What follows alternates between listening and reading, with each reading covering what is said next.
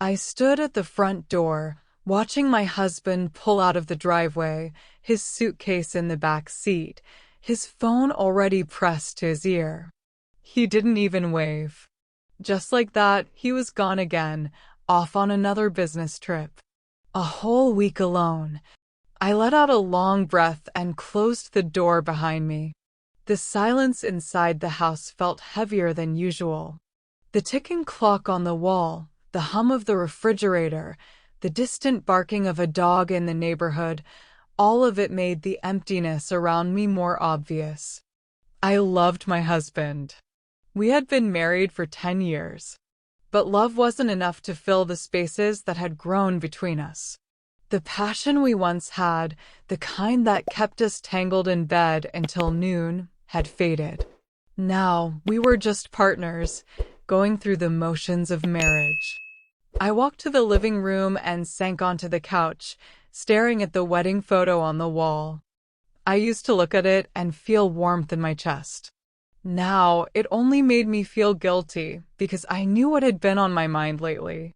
Or rather, who? Marcus. I closed my eyes, but his face was already there, dark skin smooth as silk, sharp jawline, broad shoulders that stretched every t-shirt he wore. He was the kind of man women stole glances at, the kind who made you forget your vows for just a moment. I had been stealing those glances for months now. It started off harmless, small talk when he mowed his lawn, laughter when I saw him fixing his car with grease-stained hands. He had a way of looking at me that made me feel seen, like a woman, not just a wife who cooked and cleaned and waited for her husband to come home. Then came the touches. Subtle, but charged with something I hadn't felt in years. A hand on my lower back as he let me pass, fingers brushing mine when he handed me something. I should have stopped it then. I should have walked away. But I didn't. I poured myself a glass of wine and stepped onto the porch, the summer night air warm against my skin. Across the street, Marcus sat on his own porch, a beer in hand, his white tank top clinging to his chest. Our eyes met. A slow smile spread across his lips. Home alone again? His deep voice carried through the night. I lifted my glass, taking a sip, feeling the heat creep up my neck. Looks like it. He stood up, stretching, his muscles flexing in the dim porch light. That's a shame. I should have gone inside. Instead, I leaned against the railing, heart pounding. What's a shame? I asked, knowing I was stepping closer to something I couldn't undo. He walked to the edge of his yard, closer, but still far enough that we weren't crossing any real lines. Not yet. A woman like you shouldn't be spending her nights alone. His words sent a shiver down my spine. I swallowed, my mouth dry. And what kind of woman am I, Marcus? His smile deepened, full of secrets. The kind that deserves to be touched. The words hung in the air between us, heavy, dangerous. I took another sip of wine, trying to steady myself, but it was pointless. The fire had already been lit, and I knew it was only a matter of time before I let it burn.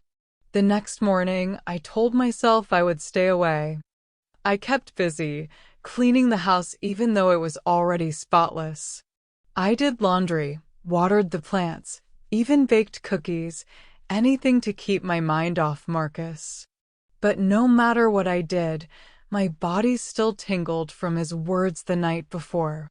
The kind that deserves to be touched. I shook my head, pushing the thought away. This was dangerous. By noon, I was in the kitchen, pouring myself another cup of coffee, when I heard a knock at the back door. My heart jumped into my throat. I turned and saw Marcus standing there, leaning against the door frame, arms crossed, a cocky smile on his lips. Figured you might need some help with that leaky sink, he said. I hesitated. How do you know I have a leaky sink? He shrugged. I heard you talking to your husband about it last week. Thought I'd lend a hand. I should have said no. I should have told him to leave. But instead, I stepped aside and let him in. He moved past me, and I caught his scent, clean soap mixed with something purely masculine. He made my kitchen feel smaller just by being in it. Marcus crouched under the sink, his muscles flexing as he reached for the pipes. I watched him, unable to help myself. He was so different from my husband, so strong, so confident. "Pass me the wrench," he said. I grabbed it, kneeling beside him, but as I handed it over, our fingers touched. A spark shot through me. My breath hitched. He didn't pull away. Slowly, he turned his head, his eyes locking onto mine. My heart pounded so hard I was sure he could hear it. "You feel that?" he murmured. I swallowed hard. "Marcus, we can't." His hand slid up my arm, his touch burning through the thin fabric of my shirt. "But you want to." My body betrayed me, leaning into him even as my mind screamed for me to stop. "This is wrong," I whispered, but my voice lacked conviction. He reached up, tucking a strand of hair behind my ear, his fingers lingering against my skin. "Then why aren't you moving away?" I had no answer. Instead, I let my eyes drift to his lips. I didn't know who moved first. Maybe it was him. Maybe it was me. But the moment our lips met, every ounce of guilt, every reason to stop, vanished. His kiss was slow, teasing, as if daring me to pull away. But I didn't. I couldn't. I grabbed onto his shirt, pulling him closer, needing more, needing him. The wrench clattered to the floor, forgotten. My back hit the kitchen counter as his hands roamed my body, his touch setting fire to places that had been cold for far too long. This wasn't just desire. This was hunger. And for the first time in years, I felt alive. If you're feeling the heat of this forbidden desire, don't forget to like and subscribe for more captivating and dramatic stories. The days that followed felt like a dream, a dangerous, intoxicating dream that I knew would eventually shatter. I told myself that what happened in the kitchen was a mistake, but mistakes weren't supposed to feel this good. They weren't supposed to leave you restless at night, waiting for more. And more came. It started with glances when we passed each other outside. Then, whispers in places where no one could hear. His hand brushing against mine when he helped carry my groceries. The thrill of knowing that at any moment we could be caught. One afternoon, I was folding laundry when my phone buzzed. "Marcus, can't stop thinking about you." I stared at the message, my pulse quickening. My fingers hovered over the keyboard, hesitation creeping in. But before I could talk myself out of it, I replied, "Me, you shouldn't be texting me." Seconds later, my phone vibrated again. "Marcus, then tell me to stop." I didn't. Instead, I found myself looking out the window, across the street, where he stood in his driveway. He wasn't wearing a shirt, his skin glistening under the afternoon sun. As if he knew I was watching, he smirked. I should have pulled the curtains. But I didn't. I let myself fall deeper. By Saturday, the air between us was thick with something unspoken. My husband had called the night before, his voice distant as he told me his trip might be extended. I barely heard him. My mind was elsewhere, on the way Marcus had looked at me earlier that day when I was outside watering the plants, his eyes lingering, promising things I knew I shouldn't want. That evening, as I stood in the kitchen preparing dinner, I heard it, the knock. A simple sound. But my body reacted like it had been waiting for it all day. I wiped my hands on a towel, took a deep breath, and opened the door. Marcus stood there, his presence overwhelming. "You shouldn't be here," I whispered. He leaned against the door frame, his gaze steady. "Do you want me to leave?" Silence. The kind that speaks louder than words. Without thinking, I stepped aside. The door closed behind him, and with it, the last shred of my resistance. The moment the door shut behind Marcus, I knew there was no turning back. A storm had been brewing between us for weeks, and now it had finally arrived. The air in the kitchen felt charged, thick with everything we had tried and failed to resist. I backed up toward the counter, gripping the edge as if it could ground me. Marcus took slow, deliberate steps forward, his gaze never leaving mine. "We keep doing this," I whispered, my voice barely audible over the pounding of my heart. He smirked, tilting his head. "And yet, you keep letting me in." I swallowed hard. He was right. I had every opportunity to stop this, to walk away, to close the door before it even started. But I never did. Because the truth was, I didn't want to. A line crossed. The next few minutes passed in a blur. Words were spoken, confessions made, and just like that, we crossed a line that could never be undone. Afterward, I stood by the sink, gripping the counter, trying to catch my breath.